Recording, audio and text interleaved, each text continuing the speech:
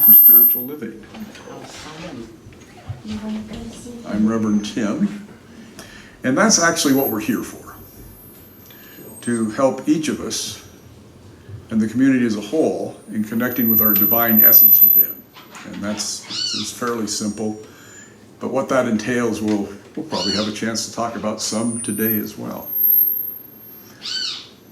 We're going to have a bit of meditative music, and then Archer's going to lead us in a actual meditation. So relax and be ready. I am remembering who I am. I am remembering who I am. Meditation. Interesting word. Many of us do it one way or another, or another, or another.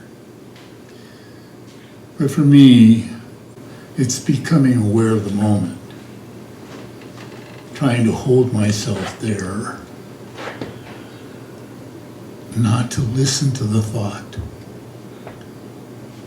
Not to label.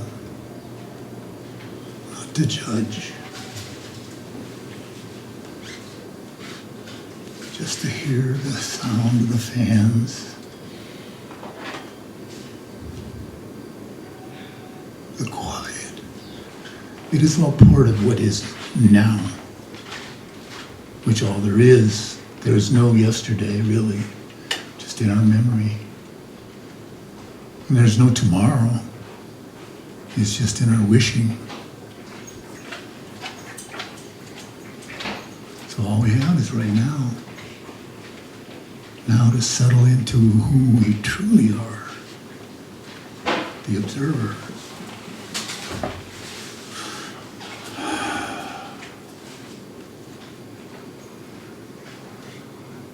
For me, it's very peaceful to go to this spot. Not trying, not grasping, letting go of the head. Very hard. Thank you. Today is the beginning of the New Year. It's a New Year celebration in the Jewish tradition. Shana Tova, I think, means have a happy New Year. I didn't learn too much in my 5 years in New York, but I did get the idea a little bit. And the idea is that it's a time of looking back, which is kind of like what happens in the secular New Year, looking at how, what's happened, what worked for us and what didn't, but it's actually or significantly focused on who have I harmed and what repentance do I need to be making. And there's a word for it, which was not part of my vocabulary. I pronounce it teshuva. But this idea of repentance kind of started percolating in my mind, and I read some other stuff because I don't know much. I became exposed to the culture, the attitudes, and the energy. And then I got exposed to Fiddler on the Roof, and I was, that sort of explains some things. But Tevyev in the story is bemoaning that his world is crumbling. And his one response was tradition. We got to stay with the tradition. And when I found out this story, I said, well, that's pretty close to my story, or our story, because Arlene is Jewish and I'm not, in case you haven't figured that out. I come from a mixture of Scottish, Irish Protestants and some German, Hungarian Catholics. So I've got a lot, and I come from the Midwest. I come from Montana, so it's a fairly different world from the world of New York and the shtetl called New York, which has its own character and personality and such. So I kind of identified with that guy, and we are in that kind of a world that's falling apart, has that feeling of falling apart, of things constantly changing. We have within us conditioned perspectives And some of that's very personal, so it can happen, something happened like being abused as a child, or your parent was an alcoholic, or your mother was just distant, not able to really be loving. Those kinds of trauma or injuries. But it's also the kind of changes or the kinds of conditioning that Don Miguel Ruiz talks about in the Four Agreements, that we are enculturated, indoctrinated into our parents' world and the world of the teachers and the priests and the elders and the people into which we were born, and they have a lot of programming that is considered part of becoming part of that group, and in some ways has been what has perpetuated the phenomena that we call humanity. So the world is kind of falling apart, and there are these conditioned ways of being that we are all somehow part of. That's part of our humanity, and at times it's what allows us to survive. So it's not like everything, all the conditioning we get is either bad or malintended or unfair or all that, although it certainly seemed that way when I was demonstrating and doing the things that people did in the 60s. The new psychology could trace a lot of human suffering to our relationship with all that conditioning and how to let go of it. The difficulty was, what then? A lot of people have spent a lot of time learning about it, talking about it, understanding it, analyzing it, reflecting on it, but without much change. That's sort of the core of AA, the idea that there's something called a spirituality that is not quite the same as religion, although they obviously have something in common, but that is somewhere available to us, and it can heal what our rational mind had really created in the way we were formed, our personality mind. And Einstein stated it basically at the level that nothing can be resolved at the level of consciousness that created it. So what does that consist of? How does that happen? Obviously in many different ways. There are people who have done pilgrimages, people who have engaged in religious orders of different types, and there are many examples of ways in which, quote, a spiritual solution has happened for and to people. The first is to pay attention. Paying attention. Not automatically looking for, well, the universe needs to straighten out. But paying attention to what it's meaning to me and what I'm feeling. Because I am creating my own reality, not because I'm making up facts exactly, but my interpretation gives all facts and information a certain meaning. We're meaning-making machines. We create the meaning to whatever is going on, and we believe the meaning of what we see is going on is what it's really about. Paying attention. Relationships depend upon paying attention. Now, I've spent a fair amount of time in many of my relationships waiting to have my turn to talk. When are they going to let me? Not so much time really listening. Not just listening to their interpretation of the facts, but to what it's really about for them. Paying attention. I think the other part of it is that there is an energy about people who are in a meditative state that is present in that place. And for people who are just whatever, not getting anywhere, feeling kind of frustrated, that energy and that there's an environment that helps sustain people and helps them gain that kind of peace of mind that is associated with meditation. But the other thing that comes with paying attention and then taking the form of meditation is that there is a point at which it is at least possible to be aware of your body and your feelings and your emotions and to some degree your thoughts, but how the reaction to think, what it really means. So most of us, when something happens, like an earthquake, we're afraid, of the immediate circumstances, kind of. But behind that is some experience with it. Like I immediately, or fairly immediately, as we were having that experience, had flashbacks to when I was 7 or 8 years old, and they had a huge earthquake in Yellowstone Park, and where I lived in Montana was maybe 100 miles crow fly, and being up in my bedroom and the house shaking and thinking, God, some vehicle hit the building or something. And I kind of woke up and went down and looked out, and my parents and the neighbors were all outside kind of talking it up. Because many of them, I'd say most of them, had not experienced an earthquake either.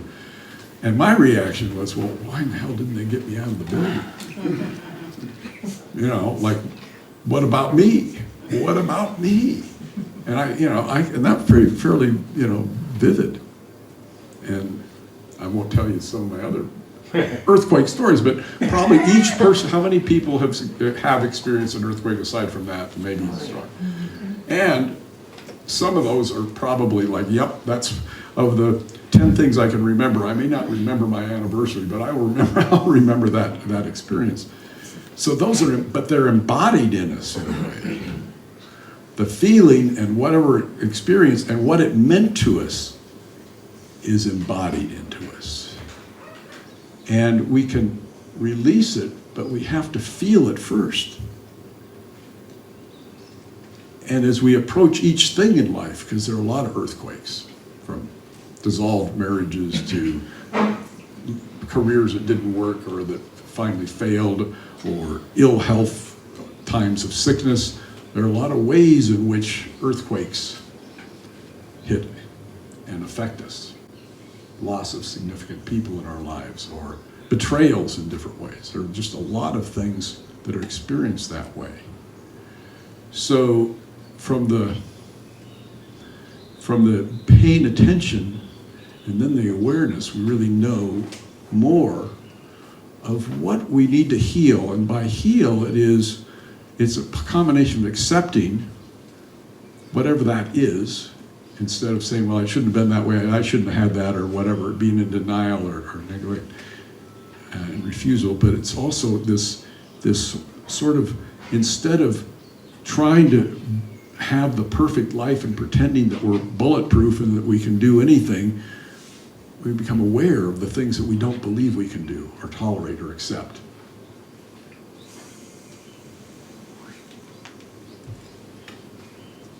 And instead of trying to maintain, I could remember different times when I embodied different kinds of persona. But one is the I know everything, and the other is I can do anything. I just have to work hard enough at it. That and to a degree, that's what I was taught. If you want to do it, you can do it. You can have whatever you want to have. You just got to go for it. And then after going for it for 50 years and say, well, but I still kind of, I've got some stuff, but I might have been a contender, but I'm not. And I'm not a Bill Gates. I'm kind of just another person. And life is kind of empty. And it's like, well, what was that all about? So part of this thing I call the spiritual path, and obviously it's different and it's differently perceived by different people and different teachings. So it's not that they're all exactly the same, but a lot of it is. And why I bring it back to this, it's Rosh Hashanah, that it's a time to do an inventory, a personal inventory, as it goes in 12-step work, and make amends to those we've harmed. So that's partly what Rosh Hashanah is about. It said, who have I offended in the last year? And to be prepared to and ready to make amends to those people. But there's another meaning, and it's called returning. And what it is returning to right relationship with the infinite or the divine or whatever you want to call what a lot of traditions have called God, but the divine, the essence that is the universe, with life itself. Whatever that is that we can never really know, but we can absolutely sense within us. That becoming aware of that and setting that relationship in order is the second part of this new year. Now, of course, if you ask 100 people who actually were in that tradition, you would probably not get any of them to give that answer, and all their answers might be quite different. So it's not like it's what I'm saying is the Jewish gospel or the truth. It's a perspective on it, what it seems to me to make sense. But this returning, and this is something that's in some of the mystical Christian traditions as well, that sense that the sin isn't that I did this to that person. The sin is a separation from who I really am, the disconnect that sets the stage for me to be the kind of person that would do what I did. That the healing or the forgiveness, self-forgiveness, but the feeling of being okay with oneself is through that energy, that which changes us. That we become in relation to the universe, or whatever, like I say, whatever you want to call it. But a feeling of being okay with who I am, at the same time that I'm really conscious that on my personality level I've been pretty much, I think the technical term is a schmuck, pretty much an undesirable person with very bad behavior or certainly attitudes, sometimes not expressed because I want to look good, Maybe won't say that out loud, but that I feel the alienation that I feel. So it's a new year. The idea, as I got it of the traditional teaching, was that on this day, the book of life is opened. And the great beyond is reviewing the record. And this is a time between now and Yom Kippur, which I knew the word Yom Kippur long before I knew Rosh Hashanah. But that's the final, kind of the deadline. Well, that's the Day of Atonement. Well, yeah, that's why. But this atonement is the process that I'm talking about. That once you get at one with the universe, with yourself and your higher power, then the book can be closed and you're set. Set in the sense you can really be who you are. You can live a full life. You can be fully alive in a way that when burdened down with all the weights of the accumulated culture of man, the sense of it we have that we're still paying for and of course in the fact that our life is influenced, we're definitely in ways paying for the quote sins of our forebears, what they did in their ways of doing things. So there is an accumulation in what our culture has done, what those who were like us, those who were acting in our name. All those are burdens that when we become atoned at one with, we are relieved from. The book is closed, and each moment becomes a new moment. We can truly, quote, start again. This is the day when we can begin again. This is the day when we don't have to live as though the world were falling apart, even though there's some pretty good evidence that it is. This is the day when we can say, wow, all it did was shake a little bit. Or, wow, yeah, I got the plague, but I'm doing fine. Or wow, I've been at war with a lot of things and people and ideas and for all my life, I can lay down my weapons and turn them into plowshares, meaning create something that can grow something, that can create, as opposed to just being a who's going to win this argument or battle or whatever it is, or who's going to be proved. So this is the time on this day when we can have a new year.